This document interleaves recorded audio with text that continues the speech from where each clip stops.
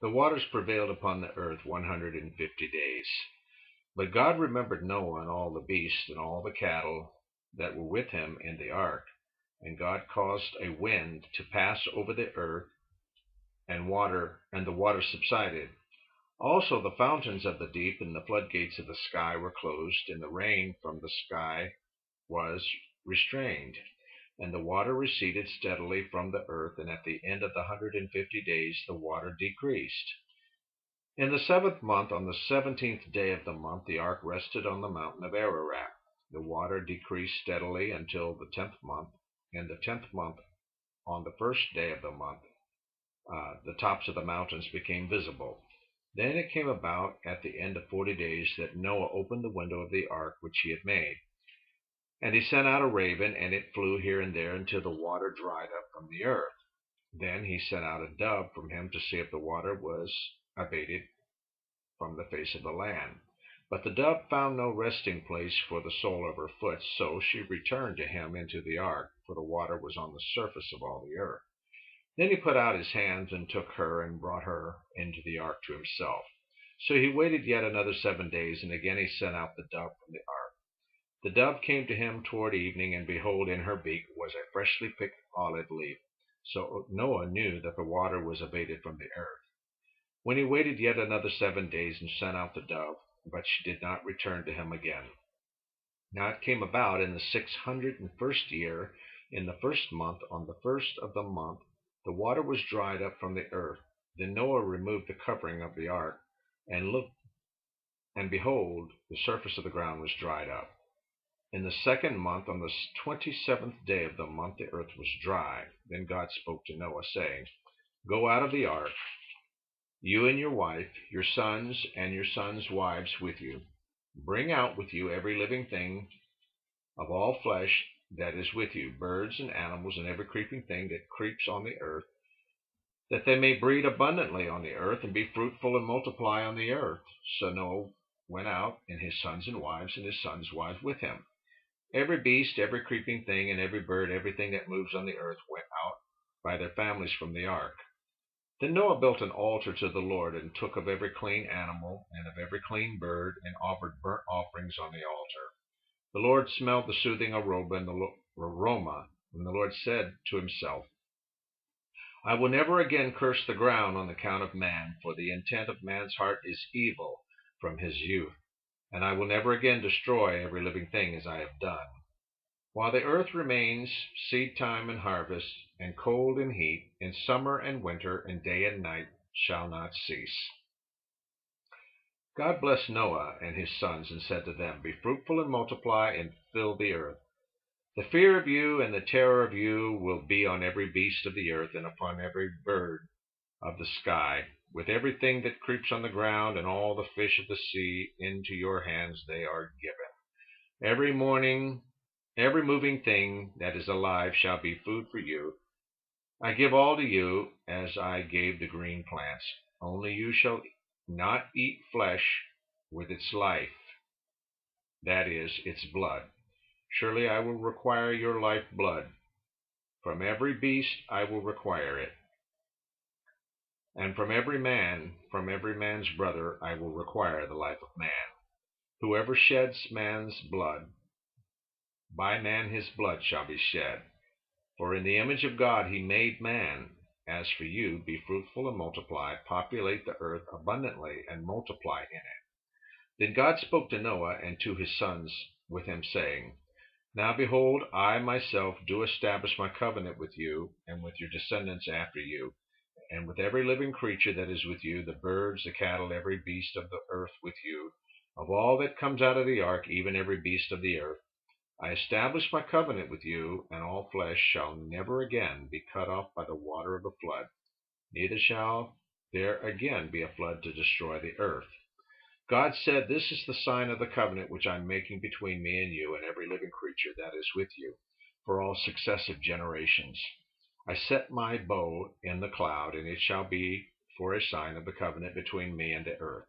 It shall come about when I bring a cloud over the earth, that the bow will be seen in the cloud. And I will remember my covenant which is between me and you and every living creature of all flesh, and never again shall the water become a flood to destroy all flesh. When the bow is in the cloud, and I will look upon it, to remember the everlasting covenant between God and every living creature of all flesh that is on the earth. And God said to Noah, This is the sign of the covenant which I have established between me and all flesh that is on the earth. Now the sons of Noah who came out of the ark were Shem and Ham and Japheth, and Ham was the father of Canaan. These three were the sons of Noah, and from these the whole earth was populated. Then Noah began farming and planted a vineyard. He drank of the wine and became drunk and uncovered himself inside his tent. Ham, the father of Canaan, saw the nakedness of his father and told his two brothers outside. But Shem and Japheth took a garment and laid it upon both their shoulders and walked backward and covered the nakedness of their fathers, and their faces were turned away so that they did not see their father's nakedness. When Noah awoke from his wine, he knew what his youngest son had done to him. So he said, Cursed be Canaan, a servant of servants he shall be to his brothers. He also said, Blessed be the Lord, the God of Shem, and let Canaan be his servant. May God enlarge Japheth, and let him dwell in the tent of Shem, and let Canaan be his servant. Noah lived 350 years after the flood, so all the days of Noah were 950 years, and he died.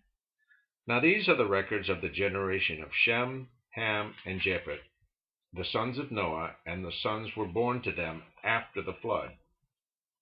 The sons of Japheth were Gomer and Magog and Madai and Javan and Tubal and Meshech and Tyrus. The sons of Gomer were Ashkenaz and Rippah and Togarmah. The sons of Javan and Elisha and Tarshish, Kittim and Dodanim.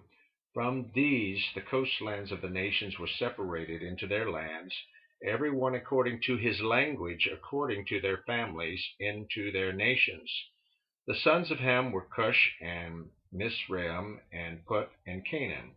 The sons of Cush were Seba and Havilah and Sabta and Ramah and Sabteka. And the sons of Raamah were Sheba and Dedan. Now Cush became the father of Nimrod. He became a mighty one on the earth. He was a mighty hunter before the Lord. Therefore it is said, like Nimrod, a mighty hunter before the Lord. The beginning of his kingdom was Babel and Erech and Akkad and Calneh in the land of Shinar. From that land he went forth into Assyria and built Nineveh and Rehoboth and Calah, and Resen between Nineveh and Calah, that is the great city. Mizraim became the father of Ludim and Anamin and Lehabin and Neptuhim and Pastrusim and Casluhim, from which came the Philistines and Caphtorim.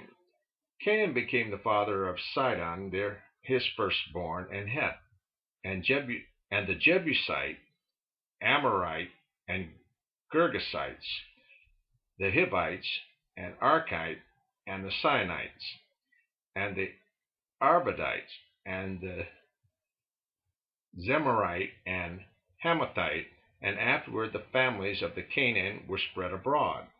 The territory of the Canaanite extended from Sidon as you go toward Gerar, as far as Gaza, as you go toward Sodom and Gomorrah, and Admah and Zeboim, as far as Lash. These are the sons of Ham, according to their families, according to their languages, by their lands and by their nations. Also to Shem, the father of all the children of Eber, and the older brother of Japheth, children were born. The sons of Shem were Elam and Asher and Arpachshad and Lud and Aram. The sons of Aram were Hul and Gether and Mash.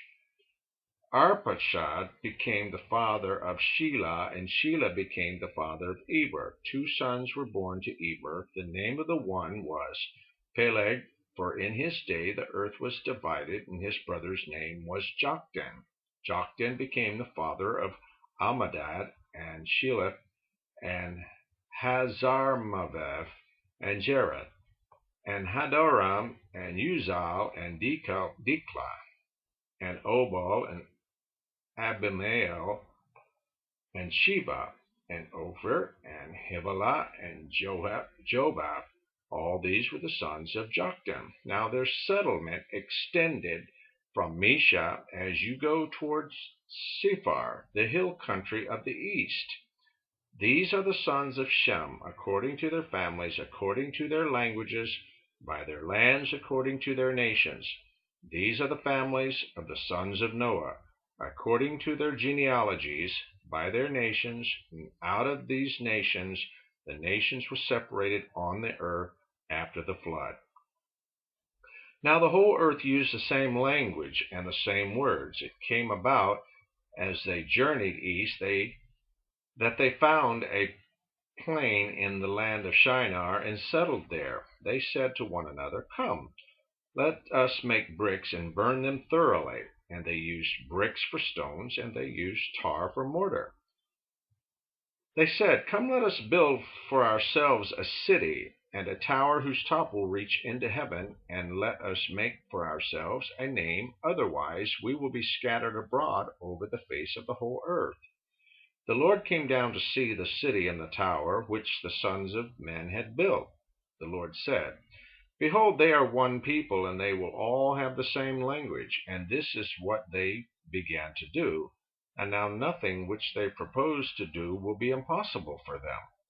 Come, let us go down and there confuse their language, so that they will not understand one another's speech." So the Lord scattered them abroad from there over the face of the whole earth, and they stopped building the city. Therefore its name was called Babel, because there the Lord confused the language of the whole earth, and from there the Lord scattered them abroad over the face of the whole earth. These are the records of the generation of Shem. Shem was 100 years old and became the father of Arpachshad 2 years after the flood. And Shem lived 500 years after he became the father of Arpachshad, and he had other sons and daughters. Arpachshad lived 35 years and became the father of Shelah. And Arpachshad lived 403 years after he became the father of Shelah, and he had other sons and daughters. Shelah lived 30 years and became the father of Eber. And Shelah lived 403 years after he became the father of Eber, and had other sons and daughters. Eber lived 34 years and became the father of Peleg.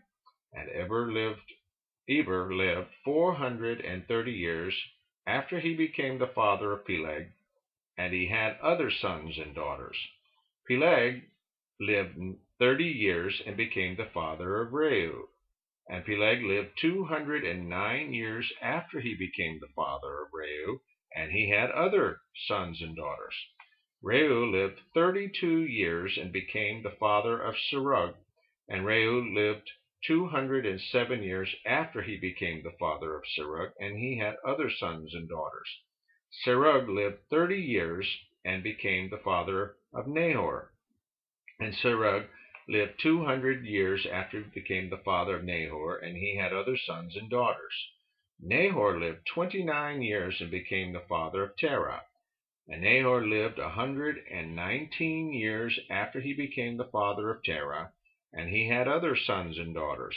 Terah lived 70 years and became the father of Abram, Nahor, and Haran. Now these are the records of the generations of Terah. Terah became the father of Abram, Nahor, Haran, and Haran became the father of Lot. Haran died in the presence of his father Terah in the land of his birth, in Ur of the Chaldeans. Abram and Nahor took wives for themselves. The name of Abram's wife was Sarah, and the name of Nahor's wife was Milcah, the daughter of Haran, and the father of Milcah and Ishka. Sarah was barren, and she had no child. Terah took Abram his son, and Lot, the son of Haran, his grandson, and Sarah his daughter-in-law, his son Abram's wife, and they went out together from Ur of the Chaldeans in order to enter the land of Canaan, and they went as far as Haran and settled there. The days of Terah were 205 years, and Terah died in Haran.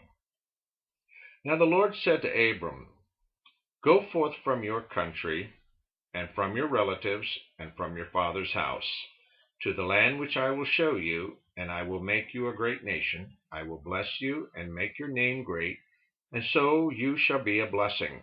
And I will bless those who bless you, and the ones who curse you I will curse. And in you all the families of the earth will be blessed." So Abram went forth as the Lord had spoken to him, and Lot went with him. Now Abram was 75 years old when he departed from Haran. Abram took Sarah his wife, and Lot his nephew, and all their possessions which they had accumulated, and the persons which they had acquired in Haran, and they set out for the land of Canaan. Thus they came to the land of Canaan. Abram passed through the land as far as the site of Shechem to the oak of Moreh. Now the Canaanite was then in the land. The Lord appeared to Abram and said, "To your descendants I will give this land." So he built an altar there to the Lord who had appeared to him. Then he proceeded from there to the mountain on the east of Bethel, and pitched his tent, with Bethel on the west and Ai on the east. There he built an altar to the Lord, and called upon the name of the Lord. Abram journeyed on, continuing toward the Negev. Now there was a famine in the land, so Abram went down to Egypt to sojourn there, for the famine was severe in the land. It came about when he came near to Egypt that he said to Sarah his wife, "See now, I know that you are a beautiful woman, and when the Egyptians see you, they will say, 'This is his wife,' and they will kill me, but they will let you live. Please say that you are my sister, so that it may go well with me because of you, and that I may live on account of you." It came about when Abram came into Egypt, the Egyptians saw the woman was very beautiful. Pharaoh's officials saw her and praised her to Pharaoh, and the woman was taken into Pharaoh's house. Therefore he treated Abram well for her sake, and gave him sheep and oxen and donkeys and male, female servants and female donkeys and camels. But the Lord struck Pharaoh and his house with great plagues because of Sarah, Abram's wife.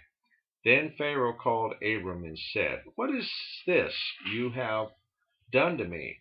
Why did you not tell me that she was your wife? Why did you say that she is my sister, so that I took her for my wife? Now then, here is your wife, take her and go."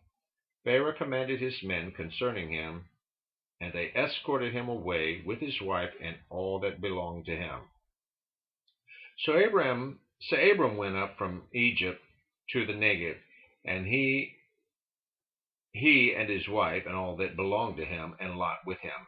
Now Abram was very rich in livestock, in silver, and in gold.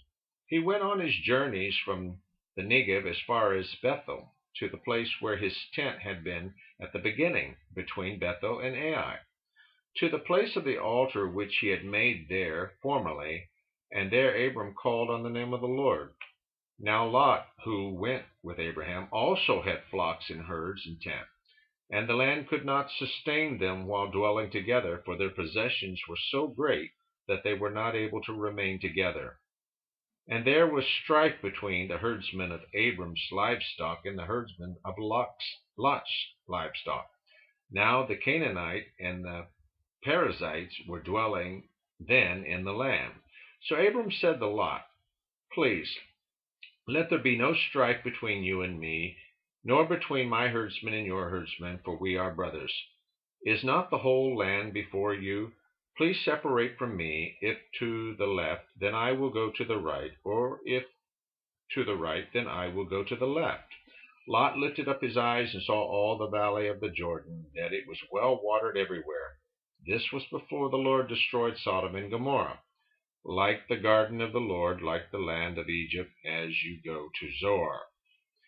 So Lot chose for himself all the valley of the Jordan. Lot journeyed eastward. Thus they separated from each other. Abram settled in the land of the Canaan, in the land of Canaan, while Lot settled in the cities of the valleys and moved his tents as far as Sodom. Now the men of Sodom were wicked exceedingly, and sinners against the Lord. The Lord said to Abram, after Lot separated from him, Now lift up your eyes and look from the place where you are, northward and southward, and eastward and westward. For all the land which you see, I will give it to you and to your descendants forever. I will make your descendants as the dust of the earth, so that if anyone can number the dust of the earth, then your descendants can also be numbered. Arise, walk about the land through its length and breadth, for I will give it to you. Then Abraham moved his tent and came and dwelt by the oaks of Mamre, which are in Hebron, and there he built an altar to the Lord. And it came about in the days of Amraphel king of Shinar, Arioch king of Elasar, Chedorlaomer king of Elim, and Tidal king of Goim, that they made war with Bera king of Sodom, and with Bersha king of Gomorrah, Shinab king of Admah, and Shemiber king of Zobeam, and the king of Bela, that is, Zoar. All these came as allies to the valley of Siddim, that is, the Salt Sea. 12 years they had served Chedorlaomer, but the 13th year they rebelled. In the 14th year, Chedorlaomer and the kings that were with him came and defeated the Rephaim and Ashtaroth Karnaim, and the Zuzim in Ham, and in Emin, and Shaveh Kiriathaim, and the Horites in their Mount Seir, as far as El Paran, which is by the wilderness. Then they turned back and came to En Mishpat, that is, Kadesh, and conquered all the country of the Amalekites, and also the Amorites who lived in Hazazon Tamar. And the king of Sodom, and the king of Gomorrah, and the king of Admah, and the king of Zeboim, and the king of Bela, that is Zoar, came out, and they arrayed for battle against them in the valley of Siddim, against Chedorlaomer, king of Elam, and Tidal, king of Goiim, and Amraphel, king of Shinar, and Arioch, king of Elasar, 4 kings against 5.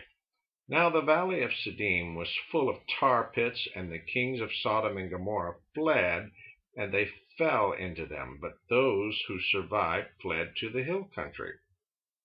Then they took all the goods of Sodom and Gomorrah, and their food supply, and departed. They also took Lot, Abram's nephew, and his possessions, and departed, for he was living in Sodom. Then a fugitive came and told Abram the Hebrew. Now he was living by the oaks of Mamre, an Amorite, brother of Eshcol and brother of Anar, and these were allies with Abram. When Abram heard that his relative had been taken captive, he led out his trained men, born in his house, 318, and went in pursuit as far as Dan. He divided his forces against them by night, and he and his servants defeated them and pursued them as far as Hobah, which is north of Damascus. He brought back all the goods, and also brought back his relative Lot with his possessions, and also the women and the people. Then after his return from the defeat of Chedorlaomer and the kings who were with him, the king of Sodom went out to meet him at the valley of Sheba, that is, the king's valley. And Melchizedek, king of Salem, brought out bread and wine. Now he was a priest of God Most High. He blessed him and said, Blessed be Abram of God Most High, possessor of heaven and earth, and blessed be God Most High, who has delivered your enemies into your hands. He gave him a tenth of all. The king of Sodom said to Abram, "Give the people to me, and take the goods for yourself." Abram said to the king of Sodom, "I have sworn to the Lord God Most High, possessor of heaven and earth, that I will not take a thread or a sandal thong or anything that is yours, for fear you would say, 'I have made Abram rich.' I will take nothing except what the young men have eaten, and the share of the men who went with me, Aner, Ishcal, and Mamre. Let them take their share."